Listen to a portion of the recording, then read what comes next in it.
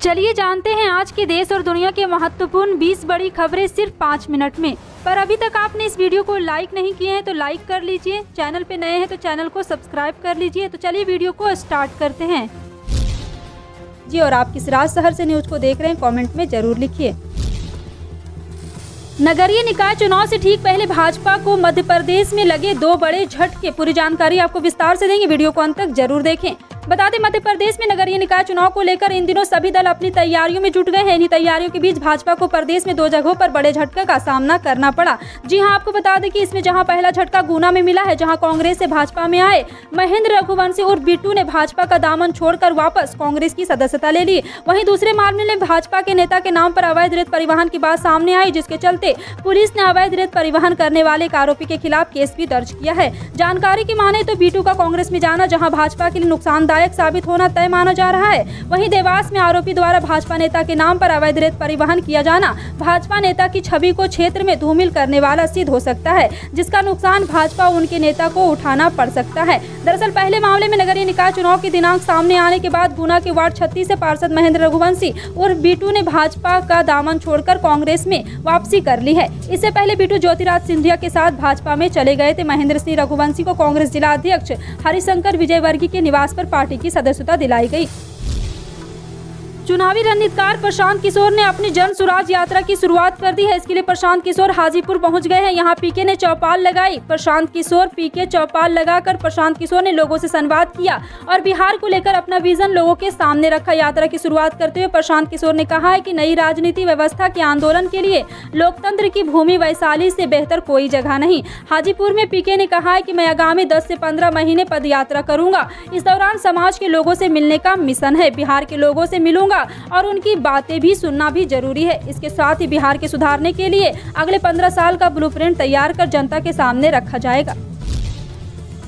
उत्तर भारत के सभी राज्यों को बीते सप्ताह से हीट वेव से राहत मिली हुई है। इस बीच मानसून की राह देख रहे लोगों को भी मौसम विभाग ने अच्छी खबर दी है। आईएमडी ने बताया कि केरल में सामान्य से 3 दिन पहले ही 29 मई को मानसून की एंट्री हो गई। केरल में एक बार फिर से मानसून दस्तक देने के साथ साथ देश के अलग अलग राज्यों में मानसून का इंतजार तेज से हो रहा है। वहीं अब कर्नाटक या महाराष्ट्र में भी प्री मानसून गतिविधियां बढ़ने की उम्मीद है। मौसम विभाग ने बताया आने वाले दिनों में केरल के बाकी इलाकों के साथ साथ तटीय कर्नाटक और महाराष्ट्र में मानसून का सिस्टम आगे बढ़ेगा।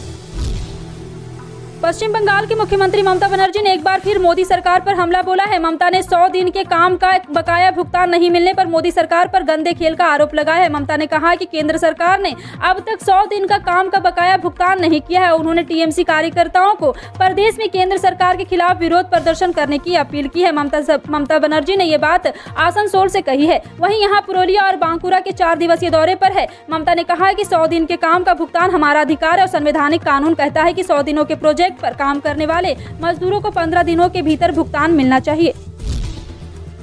बिहार की सियासत में राज्यसभा चुनाव एक राजनीतिक तूफान बनकर सामने आए हैं। हालांकि इस तूफान को बीजेपी ने अवसर के रूप में लिया और बिहार के जातीय समीकरण को साधते हुए जदयू से एक कदम आगे खुद को निकाला। पार्टी ने ऐसे उम्मीदवार को राज्यसभा का टिकट दिया जो धानुक जाति से आते हैं। बीजेपी ने अपने उम्मीदवार की घोषणा कर दी। हालांकि पार्टी ने बिहार समेत 7 राज्यों के 16 उम्मीदवारों का ऐलान किया। पार्टी ने बिहार में सिटिंग सांसद सतीश चंद्र दुबे और शंभू शरण पटेल के नाम की राज्यसभा के लिए घोषणा कर दी है। जमीयत उलमाए हिंद इजलास में कॉमन सिविल कोड का मुद्दा छाया रहा। दूसरा दिन ज्यादातर समय इसी मुद्दे पर चर्चा और ख्याल में बीता। प्रस्ताव में 77 कमेटी की रिपोर्ट संसद में पेश करने की मांग के साथ दोहराया गया कि शरीयत में किसी भी प्रकार की दखल बर्दाश्त नहीं किए जाएंगे। मुस्लिम पर्सनल लॉ अपनी जगह कायम है और रहेगा। मुस्लिम समाज के शादियों और तलाक से लेकर अन्य मामलात मुस्लिम पर्सनल लॉ से ही तय होते रहे। यह हमारा संवैधानिक हक है। कॉमन सिविल कोड सरकार लाती है तो उसका भी हम संविधान के दायरे में रहकर विरोध करेंगे।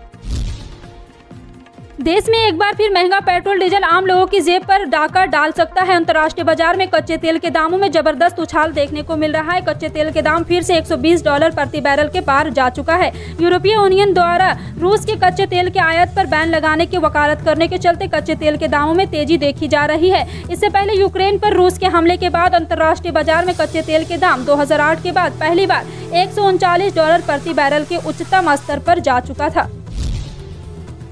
विदेशी पोर्टफोलियो निवेशकों का भारतीय शेयर बाजारों में बिकवाली का सिलसिला मई में भी जारी है। मई में विदेशी निवेशकों ने भारतीय शेयर बाजारों से 39,000 करोड़ रुपए से अधिक की निकासी की है। अमेरिका में बॉन्ड पर प्रतिफल पड़ने, डॉलर की मजबूती और फेडरल रिजर्व द्वारा ब्याज दरों में और आक्रामक वृद्धि की संभावना के बीच एफपीआई भारतीय बाजार में बिकवाल बने हुए हैं। जी हां, आपको बता दें कि इसका सीधा असर भारतीय बाजारों पर भी पड़ रहा है। फिलहाल आपका इन सभी खबरों पर क्या कहना है, कमेंट सेक्शन में टाइप करके जरूर बताएं। पल पल की अपडेट जानने के लिए जुड़े रहें आप अपने हेडलाइंस न्यूज के साथ। मिलते हैं अगली बड़ी खबर में, तब तक के लिए जय हिंद।